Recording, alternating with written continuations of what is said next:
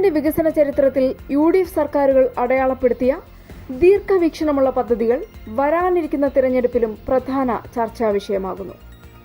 വികസന മുരടിപ്പും അഴിമതി ആരോപണങ്ങളും കൊണ്ട് വലയുന്ന LDF ഭരണത്തിന് ബദലായി ജനകീയവും സുതാര്യവുമായ ഒരു ഭരണക്രമം യു.ഡി.എഫിന് മാത്രമേ കാഴ്ചവെക്കാൻ കഴിയൂ എന്ന വാദത്തിന് ശക്തി കൂടുകയാണ്. വരാനിരിക്കുന്ന തിരഞ്ഞെടുപ്പുകളിൽ യു.ഡി.എഫിന്റെ തിരിച്ചുവരവ് അനിവാര്യമാണെന്ന് തെളിയിക്കുന്ന പ്രധാന കാരണങ്ങൾ എന്തൊക്കെയാണ്? കേരളത്തിന്റെ മുഖച്ഛായ മാറ്റിയ പല പദ്ധതികൾക്കും തുടക്കമിട്ടത് യു.ഡി.എഫ് സർക്കാരുകളുടെ കാലത്താണ്. കൊച്ചി മെട്രോ, കണ്ണൂർ അന്താരാഷ്ട്ര വിമാനത്താവളം, വിഴിഞ്ഞം തുറമുഖം തുടങ്ങിയ പദ്ധതികൾ യു.ഡി.എഫ് കാലത്താണ് ആരംഭിച്ചത്. അതുപോലെ സ്മാർട്ട് സിറ്റി കൊച്ചി, കൊച്ചി അന്താരാഷ്ട്ര വിമാനത്താവളം എന്നിവ യു.ഡി.എഫ് സർക്കാരുകളുടെ ദീർഘവീക്ഷണത്തിന് ഉദാഹരണമാണ്. സംസ്ഥാനത്തെ ഗവൺമെന്റ് മെഡിക്കൽ കോളേജുകളുടെ എണ്ണം വർദ്ധിപ്പിക്കുന്നതിലും 500ഓളം പ്രൈമറി ഹെൽത്ത് സെന്ററുകൾ സ്ഥാപിക്കുന്നതിലും യു.ഡി.എഫ് നിർണായക പങ്കുവഹിച്ചു.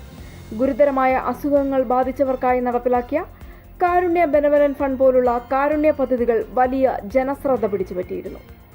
സംസ്ഥാനം കടക്കണിയിലായ സാഹചര്യത്തിൽ ശാസ്ത്രീയമായ സാമ്പത്തിക ആസൂത്രണത്തിലൂടെ കേരളത്തെ വീണ്ടെടുക്കാൻ യു.ഡി.എഫിന് കഴിയും. മുൻ യു.ഡി.എഫ് സർക്കാരുകളുടെ കാലത്തെ സാമ്പത്തിക അച്ചടക്കം ഇതിന് ഉദാഹരണമാണ്. ഉമ്മൻചാണ്ടി സർക്കാരിന്റെ കാലത്തെ ജനകീയ സമ്പർക്ക പരിപാടി പോലുള്ള പദ്ധതികൾ ജനങ്ങൾക്കും ഭരണാധികാരികൾക്കും ഇടയിലുള്ള അകലം കുറയ്ക്കാൻ സഹായിച്ചിരുന്നു. ജനങ്ങളുടെ പരാതികൾക്ക് തത്സമയം പരിഹാരം കാണുന്ന മനുഷ്യത്വപരമായ സമീപനം തിരികെ കൊണ്ടുവരാൻ യു.ഡി.എഫ് പ്രതിജ്ഞാബദ്ധമാണ്. 2021 തുടർന്നും വന്ന പ്രകടന പത്രികകളിൽ യു.ഡി.എഫ് മുന്നോട്ടുവച്ച പ്രധാന വാഗ്ദാനങ്ങൾ ശ്രദ്ധേയമായിരുന്നു.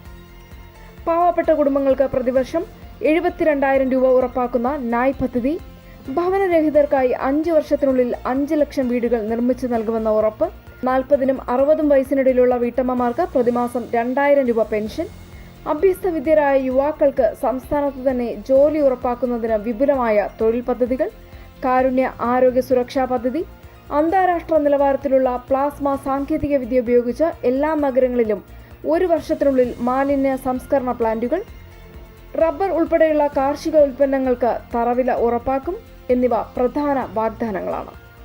ലൈഫ് മിഷൻ, സ്വർണ്ണക്കടത്ത് തുടങ്ങിയ അഴിമതി വിവാദങ്ങളിൽ നിന്ന് വ്യത്യസ്തമായി സുതാര്യമായ ഭരണം ഉറപ്പാക്കാൻ പ്രതിപക്ഷ നേതാവ് വി.ഡി. സതീശന്റെ നേതൃത്വത്തിലുള്ള മുന്നണിക്ക് കഴിയുമെന്ന് ജനങ്ങൾ വിശ്വസിക്കുന്നു.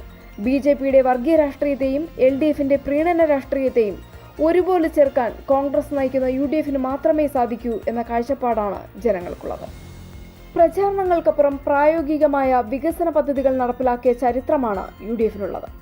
കേരളത്തിന്റെ സാമൂഹിക അന്തരീക്ഷം വീണ്ടെടുക്കാനും വികസനം എല്ലാ വിഭാഗങ്ങളിലേക്കും എത്തിക്കാനും വരാനിരിക്കുന്ന തിരഞ്ഞെടുപ്പിൽ മാറ്റം അനിവാര്യമാണ്.